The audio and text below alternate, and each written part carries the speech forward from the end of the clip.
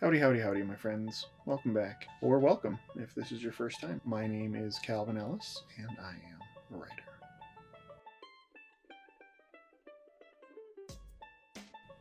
Welcome to part one of my two-part video for my 10 tips to writing success. This feels like a math problem. Nobody wants a math problem. You didn't come to YouTube for a math problem. This is part one of my 10 tips for new writers. We'll do 5 and 5.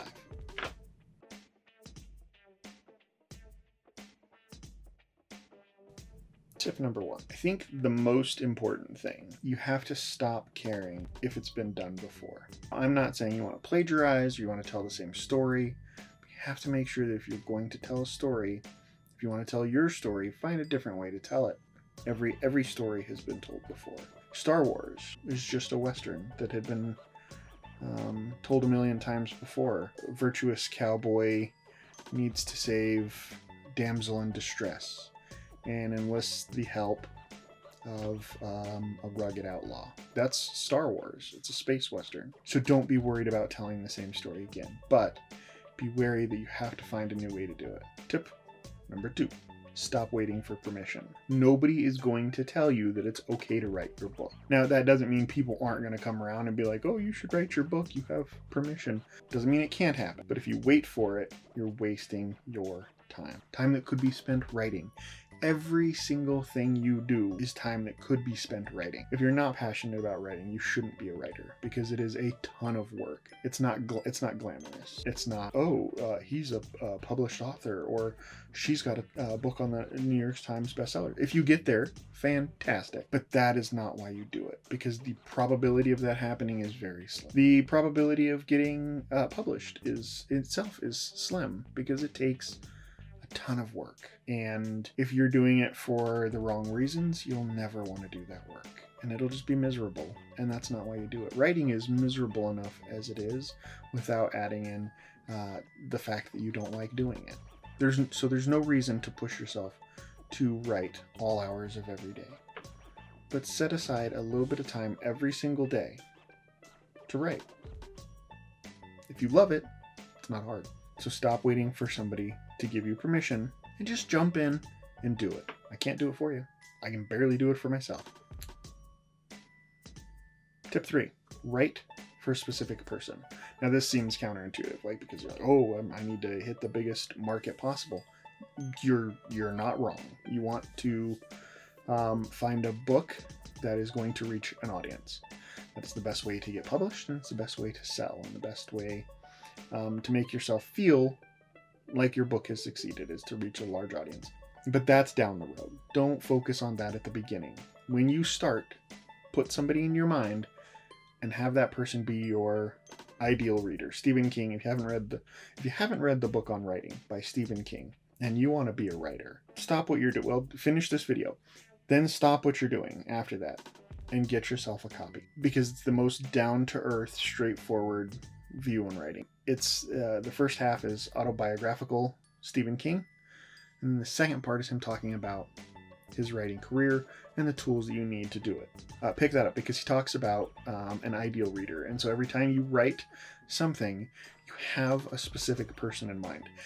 This helps you create a constant voice, because I know personally every person I speak to differently. So what you need to do to keep a consistent voice is to have somebody in mind. Who are you talking to? Who is your ideal reader? This gives your narrator a constant voice. You don't want all of your characters to sound exactly the same and have the same voice, but you want your narrator to have a voice, and you want that voice to be consistent. So pick a person to write to. It also takes a little of the pressure off, because then you stop focusing so much on the language. The language is important, but in first draft, it's not. It's getting everything out. First draft, everybody says the first draft is just filling the sandbox with sand. Second draft is building your sandcastle. And then there's a third draft, fourth draft. Sometimes there's a fifth draft, a sixth draft. Writing is not easy. Writing is not a quick process. So be prepared. Fill that sandbox. Keep consistent.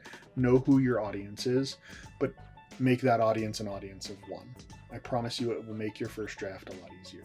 Second draft, start thinking a little more globally. But first draft, think of just that one person. That person can be your best friend. It can be your significant other. It can be one of your kids, or your grandma, or your mother, your dad.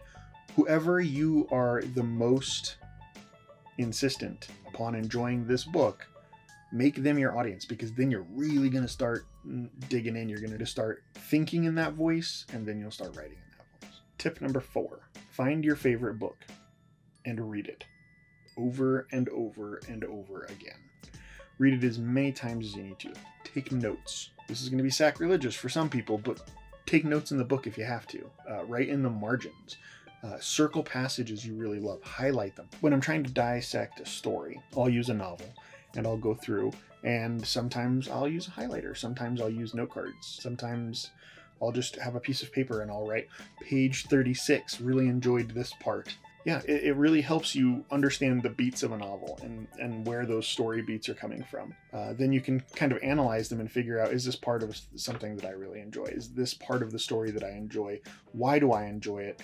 Analyze that little bit and say, what is it that made me feel the way that I felt? And then replicate that. Obviously, don't rip it off, but use those story beats. Everybody uses the same story beats. The story beats are always there. And once you learn the rules, you can then break those rules and write better. Understand the 3-act structure, and then take notes in some of your favorite books and see why that structure worked so well and what you enjoyed about it. My suggestion for that is to get your favorite book, take notes, figure out why you love it so much. You might actually enjoy it even more. Tip 5, where to write. Write anywhere you can. The problem with picking a specific place to write, now there's a lot of schools of thought on this. If you have a specific place to write, you create a habit. And so you know that when you walk into that area and you sit in that chair and you open that document, that's time to write. Very important. Not taking anything away from that. But if you want to be the kind of writer that can really just knock stuff out, first draft. Remember, these are all tips on first draft right now. First draft, just get the story out. Just get the story out. I've written entire chapters on my phone. I wrote an entire short story on my phone, sitting in front of my kids' school once. I was sitting waiting for them to get out of school, had my cell phone, it actually started as in a note document, and I said, oh, I'm gonna take a note on a short story that I'm thinking about. And that note actually ended up, by the time I was done with it, was an entire short story. One of my favorite things I've ever written. You can write anywhere, with anything. Write by hand if you have to. Because I know if you're like me and you're a writer and you're out somewhere, you're like, oh, this is a really good idea. Jot that thing down. Jot it, put it, make a note in your phone. I have this little book here that I keep with me sometimes. Get yourself a little notebook, or just get used to opening your notepad on your cell phone and take notes, or write little sample chapters. Because if you're writing a sample chapter and you put it in your phone and then you decide down the road that you don't like it, what's the worst that happened? You practiced writing, and that's a good thing. Another thing I like to do is, like, if I'm just sitting for a few minutes in front of my computer, whether it be at home or at work, and if work, it's when I'm on a break, take a minute, open an email, or if you're on Google, you can always just have a Google Drive doc running at all times. Bang out like a sample chapter or some ideas or some notes, and then close it and save it. Or if you're just writing in an email.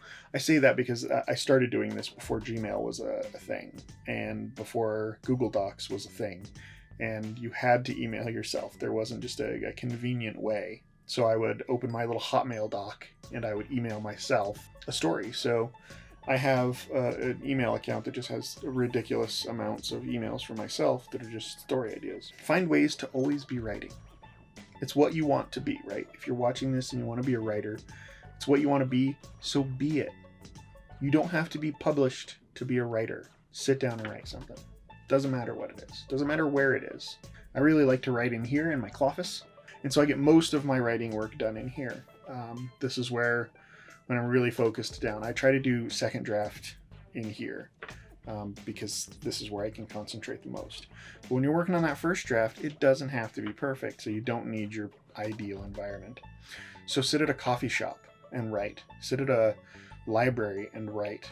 I used to sit at McDonald's a lot and write because it was a great place to do it. And you're very rarely ever going to get bothered in there. People going to McDonald's don't care what you're doing. I know it feels weird. Oh, I don't want to just break out my laptop in the middle of somewhere and start writing. You're a writer.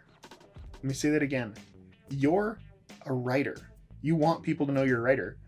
You don't just be like, well, I want people to know I'm a writer when I'm published. Who cares? You're a writer. Look at you. You're a writer. So write anywhere you want. Writing is your superpower. It is your gift to the world. So be proud of it and do it anywhere you damn well please. So thanks for checking out the first 5 tips for new writers. Come back next week for the second 5, and we'll wrap it up. Take care of yourselves. Thanks for being here.